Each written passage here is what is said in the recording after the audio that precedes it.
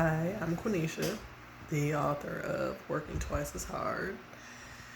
And today I have some thoughts, not entirely related to the book. The book is about entrepreneurship for Black women. And I guess this topic it could be tied into entrepreneurship. Um, But what I'm thinking about today and what I think about a lot um, are choices, the idea of choices, and whether or not we as human beings really choose the lives that we live or the paths that we take in life. And it kind of came to me today, especially because there are a lot of conversations around the economy, the fact that we are either in a recession or heading toward a recession. And it kind of feels like we're already in a recession, but, I guess we have to get the official word from the experts. But for a lot of us, it already feels like a recession. So money is tight, gas prices and rent are higher than they've been in years. So it's tough for a lot of people. And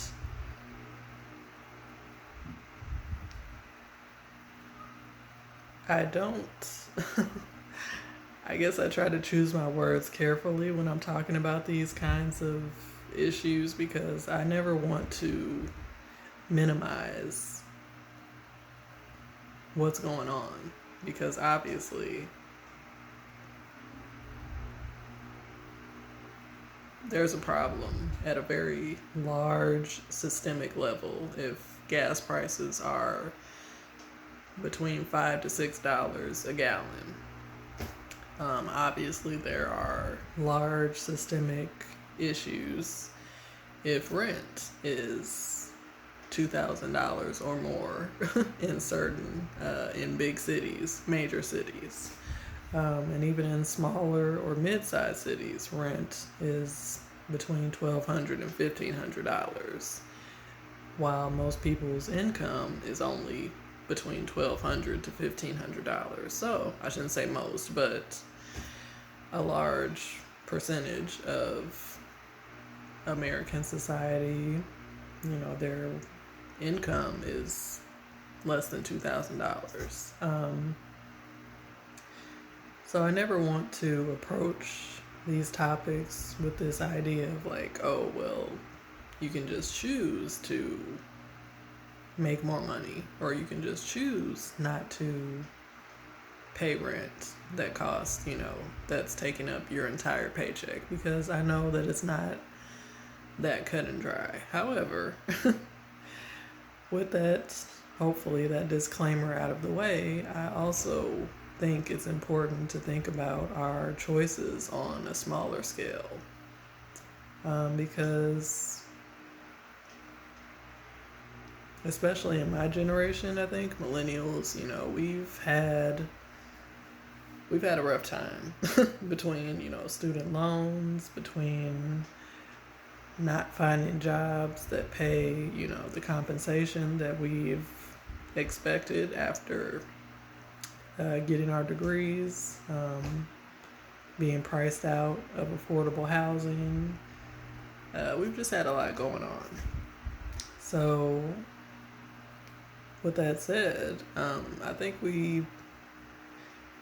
think as a generation, at least from my perspective, is that we've kind of fallen into this place of like, this is it. Like, this is it. I'm stuck. I'm never going to be able to afford a house. I'm always going to be living paycheck to paycheck. I'm always going to be working at this job that I hate.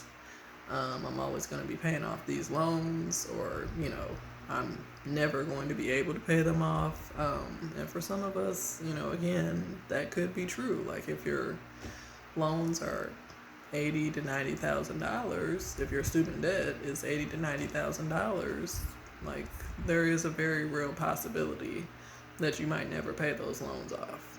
However, again, I don't think that translates to like you will never be able to pursue any goals, or you will never be able to accomplish any life goals just because you're not making X amount of money, or because you can't buy a house. I mean, like, I don't know. For me, I just think that we have been so conditioned to expect, or not expect, but we've been so conditioned to want these things. We've been conditioned to want a certain type of house, a certain type of car, a certain type of lifestyle. And if that certain lifestyle is not attainable, then we tell ourselves like, well, it's either that or my life is just gonna suck. And I disagree. I really disagree. And I really think in those cases, we do have to start to think about living differently, and how the choices that we make on an individual level, not even, we can't even think about systemic issues, because the reality is they're always going to be there. Like the government is always going to do what it wants to do. Corporations are always going to do what they want to do because they have billions of dollars at their disposal. So there's nothing we can do about those larger systemic issues. However, on an individual level, I believe we do have some choice in what we want to do. I mean, for most of us as millennials, a lot of our skill sets are in industries where we can work remotely. And I know that's not the case for all millennials. So again, I don't want to generalize. I know there are people who work in jobs where they have to physically go to a location. But for those of us who have skill sets, have degrees in industries where we can work remotely, that's an option. So if you're saying like, oh, I can't afford rent in this city or this state or this country, whatever it might be, like you have options, you have choices, and they might not be the easiest choices. You might not want to move because, you have family or you have friends or you have whatever, you just feel comfortable in this place. Like, I understand that. However,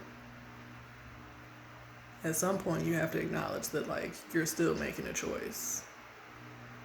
So if you have the ability to work remotely and you can't afford the cost of living, but you choose to stay in a place where you can't afford the cost of living, that's a choice. Like, I know people don't like to hear that, but it's like, it's a choice. And it's a choice that ultimately is going to make you miserable. So, I mean, I think we just have to acknowledge that choices, like the choices that we have to make in life as adults, like, they're not easy. It's not easy to pick up and leave your hometown after 20 something years because it's not affordable anymore. That's not an easy choice. And I would never say that it's an easy choice, but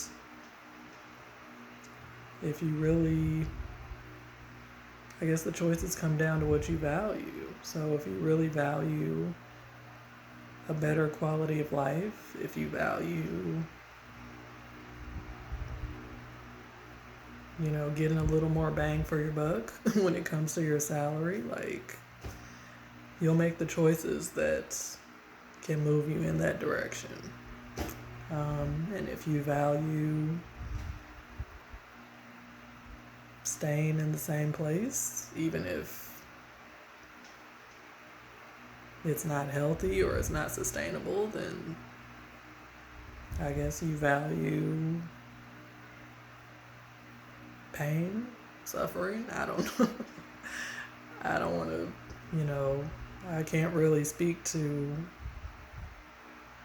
being in that type of situation because for myself, most of the choices that I've made, which have not been easy, have been to move on when a situation no longer serves me or is no longer healthy for me. So, yeah, I really don't know what the values are if you choose to stay in situations that are no longer serving you. I do have some idea, but then this video would get way longer. So, those are just some thoughts I had. And I'm sure there will be more to come. So, stay tuned. And if you have comments, feel free to leave a comment. Feel free to share insight. Yeah, thank you.